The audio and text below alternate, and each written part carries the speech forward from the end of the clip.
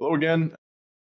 Welcome, everybody, to another episode of the Tully Legends Podcast. I'm very excited today to have Robert Murdock joining us from Sports AdvantEdge training facilities, multiple up in really kind of you guys touching all corners of Wisconsin and kind of the Great Lakes and the Midwest. We'll kind of get in all that. Robert, really thanks for joining us and for jumping on. Yeah, thanks for having me. Excited to be here. Yeah. So, as we always talk about, this Legends podcast kind of being born out of the goal to, talk about our tele users, our customers, folks like yourself, in the private sector as well as in the high school, people who are just doing, this type of training, doing it at a really high level, have great systems, have great people, making an impact, and so. What I'm excited to talk about with you is obviously Sports AdvantEdge itself and kind of the origin story there with Brian Bott and the team and what you guys have built, but also you guys being in a unique position of really impacting schools and programs, like I said, across the state and the region, through your consulting and through kind of building these relationships to impact even more athletes. So. Kind of jumping in all that, but just this kind of to set the terms here, give us kind of the overview of Sports AdvantEdge, your background, how long you've been there, and how it kind of started to where it is now.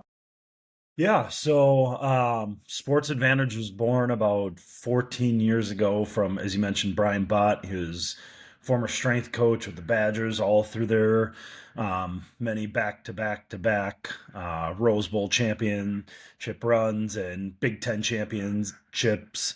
So had a lot of success at the collegiate level, and he'll tell you himself, it was during his divorce that he looked that he could either continue to jump around from the collegiate sector, or he saw, he has three sons who are now college age and beyond. Really an opportunity to provide some quality training for the youth of the Madison area at the time. At the time, it started just in Madison. Our first facility was out of Verona. When I came on board about 7 years ago now, we are opening up just our second facility. Since then, while I've been with Brian, I came on as an assistant after working with the Toronto Blue Jays and their minor league system for a few years, but was looking again to move back home and really connected well with Brian over the fact that, Sports AdvantEdge was born from him wanting to, not only provide something to the community, but also, allow him to have a great connection with his own children, right? Be present in their lives. And I had just gotten married. We were talking about having kids and being gone 10 plus months out of the year kind of doesn't fit that billing the same way. So we connected not only from a professional standpoint, but personal standpoint. As I mentioned before, when I came on board, we had our one facility in Verona. We were opening up a second one. We now have 7 different facilities around the state of Wisconsin, ranging from Menominee Falls to as far north as Appleton, and then a bunch around the Madison area as well, and throughout that general region. We saw a ton of expanse in the time I came on as an assistant, transitioned to a director for a few years, and then kind of into my current role as we expanded our reach, as you mentioned before, within the high schools as well. We saw a need, and a lot of coaches, especially when COVID hit in 2020, looking to kind of jumpstart or re-engage with their athletes and training when they had to be away. How can we provide an opportunity for our athletes to still progress, still get better? And that's kind of what bore ultimately our consulting program that we run, where we coordinate with the schools, go in person with them. For some schools where we are doing the training in person, but the majority of them, it's remote training. So we still touch base with their coaches weekly. We provide educational opportunities with them there. We oversee their programming and kind of troubleshoot their implementation of training, and currently are working with 20 schools around the state in that fashion. And from that, as well as also started to build out kind of one-day type mini seminars for them as well, for the schools that might not be interested in or might not have the funding for year-round training and as hands-on as we get with our consulting, but at least want some of those educational pieces that they might be missing, right? There's a lot of kind of misconceptions still within strength and conditioning. And, our ultimate goal is to bridge the gap and make, Wisconsin athletes and Wisconsin athletic development into the same echelon of what you're seeing from the athletes coming out of, Texas and Georgia and Florida. There's no reason we can't compete with them. So, but it also takes time to get to that level. So if we got to build it one school at a time, we will. And if we can, continue to build up to another 20 schools, great. And that's where, obviously connecting with you guys, utilizing Tully, that really kind of bridged the gap for a lot of the conversations that we have. That's awesome. Yeah, it seemed like a perfect partnership, and that's Sports AdvantEdge and how we've come to Tully over the past 14 years. Yeah, it's awesome. Well, I mean, it's only my kind of anecdotal, but I feel like every single Wisconsin athlete I've ever come in contact with is usually one of the strongest and most developed. So I think there's something in the waters. You guys might already be ahead of Texas and Florida and some others, but no, that's awesome. I mean, when I kind of discovered, through Brian, again, it was some of those Wisconsin football connections and teammates of mine, and it was really cool to kind of learn more about what you guys have built, kind of this really truly an ecosystem up there. And you hit on it. I mean, I think with what attracted you to Brian and maybe working with him and coming on board when it was one facility, but I think, from my perspective, that kind of mission and the approach, like that family approach of like, this is as much about, kind of creating an environment for this development to take place as it is like a business idea or like, trying to make money. I think that's obviously clear. And so because we've learned, but talk about like that culture you guys have built at Sports AdvantEdge. Like why do you think you've been able to grow to 7 facilities? Like what do athletes like feel when they come in the facility? Obviously they're getting the training, they're getting the development, they're getting the expertise, but like, I think it's a lot more than that. Like you kind of put into words, like what does that culture look like? And I think what has led to that growth? No, I mean, I think a couple things. Biggest thing is probably, there's a genuine caring anywhere from, and this is a conversation that I regularly have overseeing our internship pools. I meet with them weekly as a part of my job responsibilities currently. At the end of the day, like learning the X's and O's of strength and conditioning is relatively simple, right? We can dive into the nuances of that, but at the end of the day, like you have to genuinely care for the people that you're working with. So I think that's first off and foremost, what all of our staff members have, right? They don't just ask, hey, how's your day going or what's new, but actually get to know the kids. They usually know their siblings, their parents, they know their game schedule.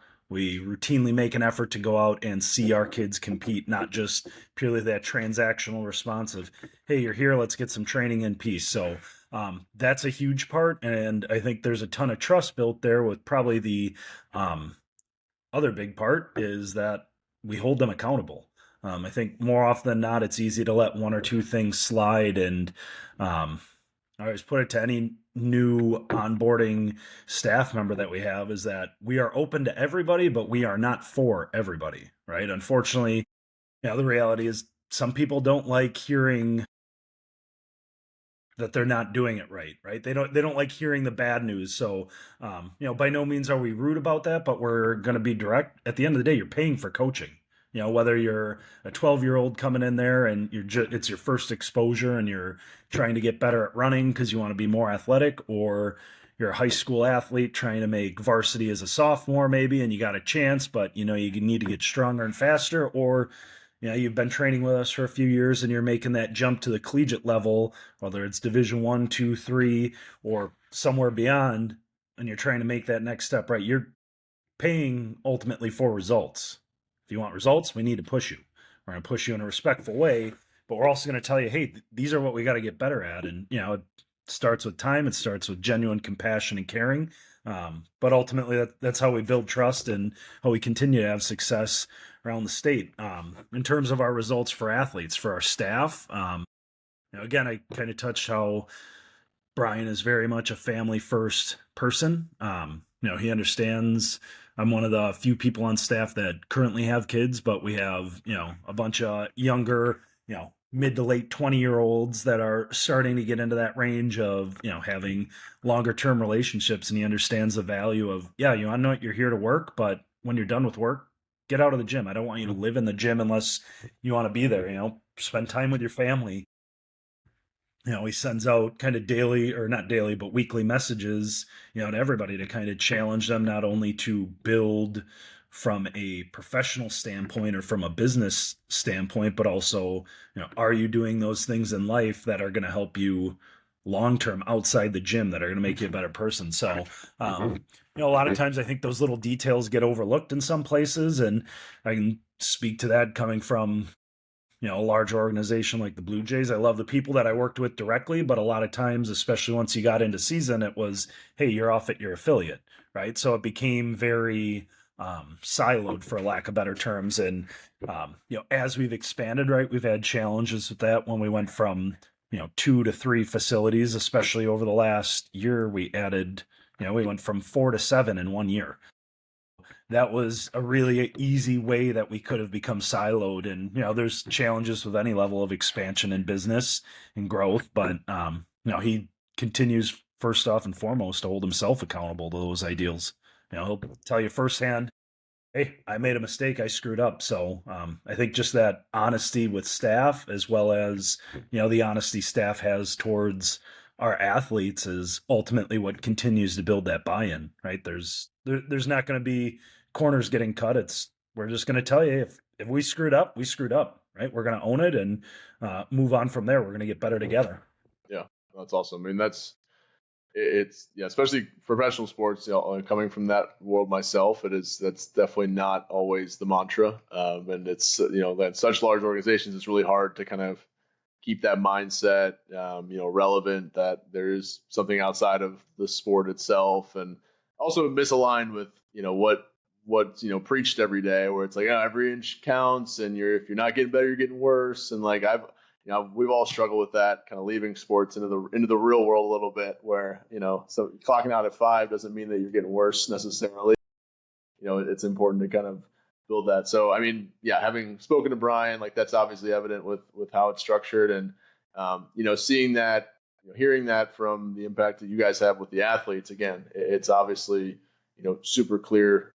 I always joke, like, some of the closest relationships I had in my entire athletic career, strength coaches or like athletic trainers or people who you kind of just, you don't even realize, like, you're getting to know them so well, so intimately. You spend those hours, I'm sure you guys do all the time, like, you just start talking about life with people, and all of a sudden after like 6 months, you like know each other, their families. And so it's, I'm sure, really rewarding for you guys to be able to do that, and you gotta kind of meet all these athletes and grow from there. So, I mean, that's obviously, I'd say, probably the biggest piece of this kind of buy-in, consistency, engagement. But like, what else kind of tangibly from the gym side? I mean, obviously data, and that's part of what we've talked about with Tully and how we built things, is trying to, really optimize and amplify, is what I like to say, with what you guys are currently doing. Like, we don't pretend that Tully changes anything from a training protocol, doesn't change what you guys are already doing, but maybe amplify the communication or the feedback when it comes to parents or athletes. Like, why has that been important for you guys? How has that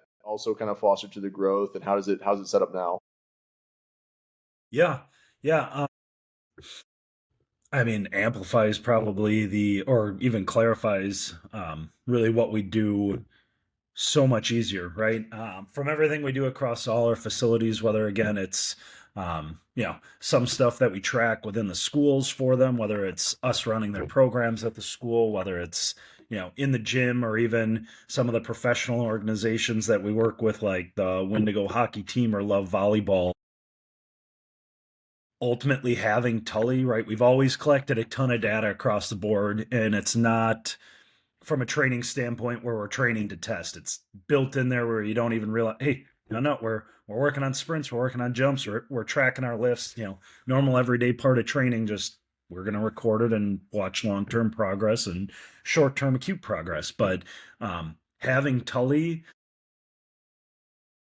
I think, from the standpoint of its ability to visualize that data, makes it so much easier for athletes, other people within the organizations that we work with, how we push that information out to the schools that we consult with. It just lowers that barrier of entry in terms of understanding all the information we're collecting, right? I can look at a spreadsheet of strength numbers and be like, oh yeah, squat's going up just by, scanning across, because I did a million spreadsheets of strength numbers where you just know how to read it, right? But your average person, whether they're an athletic director or, a head football coach or, your athletes, right? They're like, okay, so I don't get what that jump means. Like, oh, I added 20 pounds to my bench in 2 months. Like, yeah, that doesn't just happen overnight. Like, the average was 5 pounds over the last 2 months for everybody else. Like, do you see how much of a astronomical gap you've added? And so again, just different conversations that I've had over the years where telling them raw numbers, they kind of just stare at you like a deer in the headlights. But having, I think, especially that the graphics and the visualization standpoint that comes with Tully makes it so much easier for everybody to understand the changes that are occurring in terms of training, whether it is that athlete, whether it's, the parents that are dropping kids off and understand like, hey, what's my money going towards, right? Because at the end of the day, there is a financial barrier as well with training. We don't charge a ton of money. We're not trying to get rich on this. Trust me, if you guys are thinking you're going to make money going into coaching, you've chosen the wrong profession. But still, right, parents are investing money and investing time, making sure their kids can get there to train. They want to see some sort of result, right? Having fun only goes so far, especially when you're paying for it. So having those tangible results where we can show them like, hey, this is your kid did this, right? Susan did this, Jimmy did this, or again, all the way up to that professional level, working with, Olympic medalists in volleyball now would love seeing how much, when they have a bad game, guys, like all your numbers are trending up. We just got to, dial in one or two things, right? So stuff like that. I think the visualization piece is probably the biggest additive, and yeah, keeping it simplified and organized that whenever we're having a conversation, whenever we need to, kind of double check like, hey, is our programming trending in the right direction? We always have a pretty good feel as a coach, but having it also for ourselves to visualize that across the board, or have conversations between gym to gym or coach to coach when we're having a conversation over different methodologies that we're using within our programming. It leverages to ultimately verifying what we're doing, whether it's working or it's not, so we can make those adjustments even faster, which ultimately are going to drive results for our athletes. Yeah, that I mean, it's kind of what you said, but that's sort of the state of it's sports or just the world is like we've surpassed like 10 years ago. It's like, oh, you got to have data. It's like, okay, I think everyone has data now. Like, it doesn't, even high schools that I meet with, and they don't even have like, they have data. There's something there. Some kids have written down on a piece of paper for 20 years and there's data there, but it's like kind of parsing it out in a way that's obviously makes sense, is useful, and then like you said, almost translating it into something that's engaging or kind of speaking to each person in the right way. And that's what we've talked a lot about that with working with you guys, and we talk about with our customers all the time. So yeah, I mean, you guys have done such a great job at kind of that structure around these 7 locations, a really tough challenge, kind of coordinating everything, and learning from a distance has been really cool to see. I mean, talk about the school side. So, I mean, you mentioned earlier, like identifying a need. I think in just a few years of running Tully, we've identified that same need. Like, there is a need in kind of scholastic education, high schools, middle schools, like, for that level of expertise and that, programming and design. I mean, there's a lot of great people working really hard, but just to be able to kind of level up to a tier that they're not currently at, I think is really, really important. So just, I mean, talk about maybe the evolution of that, kind of the consulting, like what have you guys kind of learned from that? How have you adapted, obviously the things that you can do or would do at your facility for implementing these in all these different schools, different coaches, different resources. Like, how do you guys go about that? It's really interesting. Yeah. So, I mean, it kind of depends on how we make that connection. Happy to say the majority of our schools, it is a full school investment, right? Where all teams within that school utilize training in some capacity.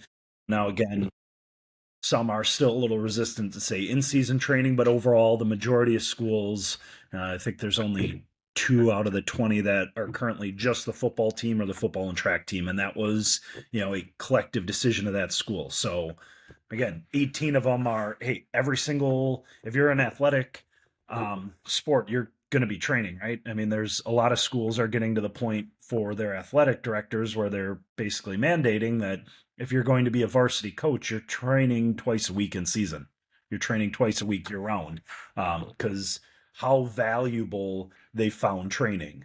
Again, we pair, so what, real base level, I guess, without giving the farm away kind of thing, from what we do from a consulting standpoint is, it starts with us seeing your facility. We've worked with schools that have 40 racks and have a larger setup than what the University of Wisconsin has for their weight room.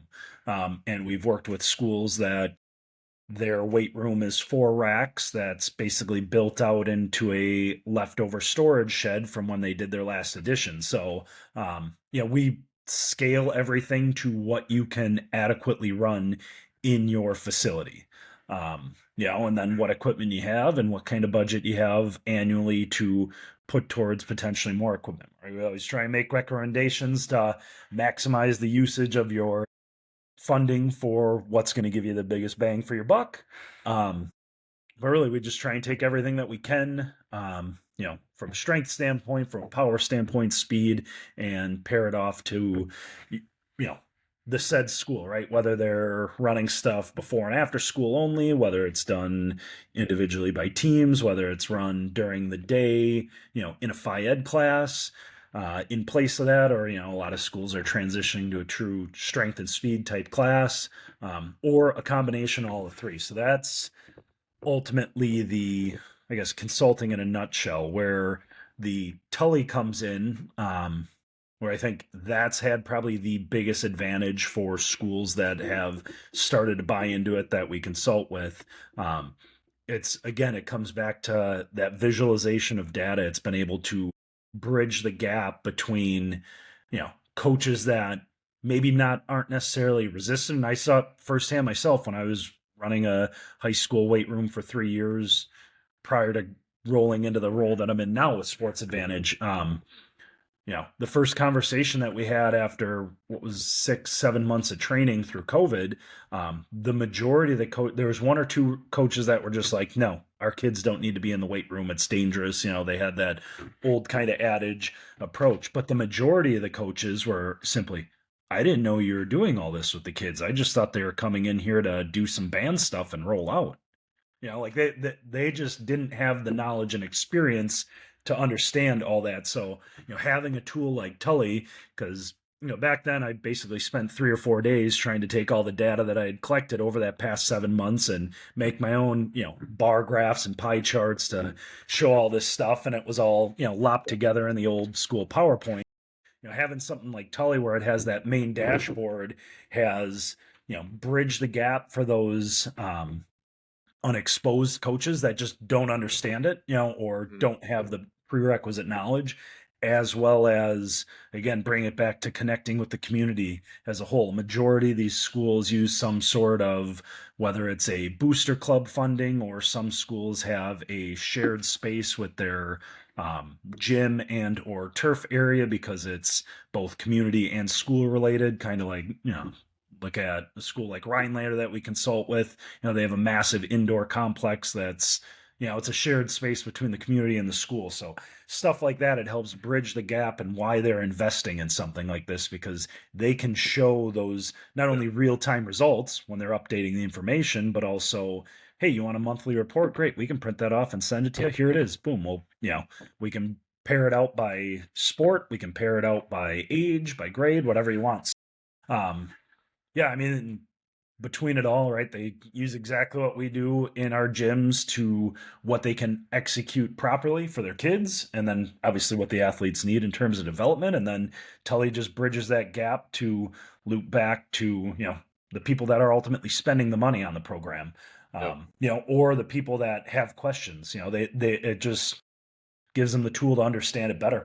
Yeah, that's awesome. I mean, I think that's, like you said, it's the formula, like you guys are experts and experienced and all that. comes into it. But like you said, it can be relatively simple. I think one of the biggest challenges is always adapting to your situation, and that's where that human in the loop is always going to be there. And I think with a lot of schools, we talk to ADs all the time around the country, public, private, doesn't matter. That's kind of that universal problem. I think, like you said, coming out of COVID, I think people have realized there's a much smaller percentage of folks who are like, you know what, this is bad for you. I think everyone acknowledges this is good. We should be doing this. But like, how the heck do we go do it can be really challenging. And, they might go look at the University of Wisconsin and be like, well, we can't mimic that system, right? That's totally different. Like being able to adapt it and push it in. So like, I'm going to ask for some free consulting advice for you. Like we've kind of seen it all, but like, what have you found to be the most efficient system? You mentioned like the PE weight class, the after school before. Like, what do you think is like in a perfect world, you snap your fingers, like every high school should be, implementing their strength conditioning this way for like ultimate efficiency? I'd say the apps, if I could only choose just one, it would be like during a PE class. That would be ideal. The reality, that's probably not always going to get executed. I think if I took a blended approach, having something like a 0 hour, so something before school, because I can speak to when I ran the school's program for 3 years on my own. Our 0 hour kids are kids that came before school. They were there almost 4 days a week, whether they're in season or not. Now, again, we made those adaptations, whether they're in season or not, whether they had a team afternoon lift, right? We can, again, me having the expertise, like I could adjust and adapt those variables on the fly. But, the kids that truly commit to taking advantage of that opportunity before school, are usually some of your best performers, not only in the classroom, not only in the weight room, but also on the pitch, on the baseball diamond, on the, like they're all around just top end performers because they've got a whole different, like they're committed to bettering themselves, taking the time to get it done, kind of making, I was joking, like this is going to be the worst part of your day. So after this, it all trends up, right? Oh, we're doing heavy sled pushes. Guess what? The day only gets better from here. Kind of doing a blend. Yeah, again, I would push as many schools as possible to try and truly maximize your phy ed time for training. Just the reality is that, and I had this conversation with a handful of schools that I met with this last week at the Wisconsin Track Coaches Conference. They have a first hour and a eighth hour class, and they're like, the eighth hour kids go really hard and aren't afraid to get after it, but that first hour, like, they're kind of afraid to sweat because they don't want to smell all day. And, that's unfortunately the reality, right? We're talking about teenagers who are human chemistry sets. They don't want to smell bad during the day all the time. I mean, some kids just send it, but, that's probably, from what I've seen, the biggest, more anecdotal challenge of having the training during the day. But yeah, if I was going to do a blended approach, it would be that 0 hour, train as much as you can during the day, and then maybe have a right after school off season type group. The biggest benefit to that, especially during the day, is that you look at whatever sport it is, whatever season it is, that gives you back either one of two things: time for practice that you don't have to take out of your practice to train, or even better, it gives you time for film, or even better, time to get out of the building. Right? Kids are already there for, from 8 in the morning till 3 in the afternoon, and then maybe they have a 30-minute break and then practice starts, or something to that extent, whether they're getting a quick snack or they're in the training room or whatever else. But then they're at practice for an hour and a half, 2 hours. Like, you can give them back easily half an hour there, have a focused, organized practice, less time, more focused time, better effect, and it gives them more time to get their homework done, or, maybe try and get a better night's sleep. That's crossing my fingers there, but yeah, no, that's kind of what we've felt and seen. I'm the schools or the districts, whoever's kind of lucky enough to be able to build it into your school day. I mean, that seems to be the sort of the key to success. There's just not enough hours of the day. It's not realistic to ask coaches to stay till 7 p.m. to get their team lift in. Like they're not getting paid enough. They don't have enough time to do that, and so it's always just unfortunate because I think the kids, it seems usually pretty universally, the kids are always in favor of having access to it, right? They want to have access to that weight room. They want that opportunity. I joke all the time, high school athletes, even middle schoolers, they're way more motivated often than college and pro. That motivation deteriorates as there's, whether a contract or money or whatever attached to it. It's kind of funny how that works. I think that the finding, whether it's, strategic ways or building into the phys ed schedule has been huge for a lot of the programs we work with. You get it out of that 4-hour just chaos, the end of the school day from 3 to 7, where, you can only fit a couple teams in. No, that's really good. Kind of as we wrap up, Robert, talk about a little bit more, just kind of what's happening, what's next. I know you guys are hosting kind of a combine showcase this spring. Like, what's going on in Wisconsin? What are you guys excited about? And promote from Sports AdvantEdge. Yeah. So, got a ton of stuff going on at all of our gyms across the board. We partnered with a handful of rehabilitation centers at a handful of our facilities. Whether you're coming back from injury, right, we can coordinate with that more independently, gym to gym. We're continuing to kind of grow in those avenues. As you mentioned, we got a combine. DC Everest High School is hosting their first combine, so we will be there as the curators of the test to standardize everything. Again, just looking for another great opportunity to get some exposure for high school athletes around the state. WFCA does a great job every spring. Just unfortunately, timing always kind of butts up into usually some major track conference competition. Usually it's the last big meet right before conference, so everybody's kind of getting their tune-up in. And I've seen it firsthand working with athletes where they're not getting home till 11 o'clock at night, midnight at night, and then they got to drive an hour and a half the next day to be in the first group because that's what they could get placed into for the conference. And again, that's anecdotal stuff, but giving them another opportunity to get some exposure, I think is always beneficial.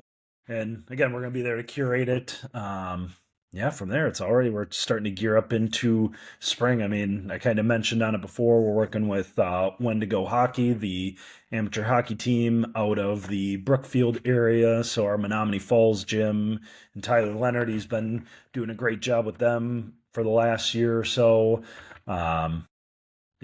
Kicking butt. And then Coach Bott has basically been the mainstay with Love Volleyball right out of Madison and our Sun Prairie facilities. Keeping them on the up and up, keeping them healthy. They got a big competition, I think, this weekend in Kansas, I want to say, Kansas City. So they got their classic competition coming up here, kind of their mid-season break, or not break, but, a little tournament mid-season.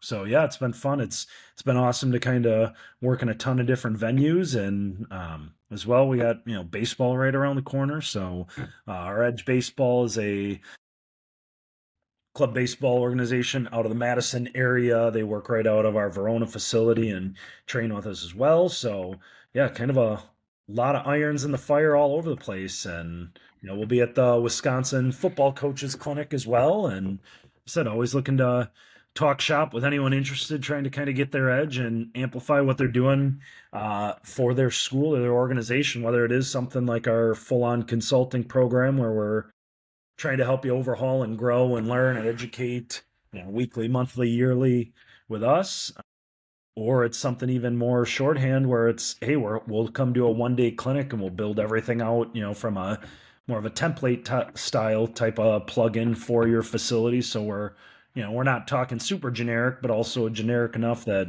you can kind of bridge those gaps on your own. So yeah, we got a lot going on. That's awesome. Yeah, I mean, you guys seem to have kind of a solution for everybody, and you're obviously extremely busy.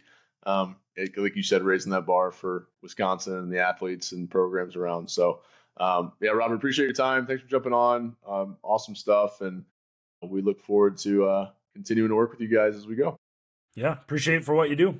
Yep, thanks. Thank you.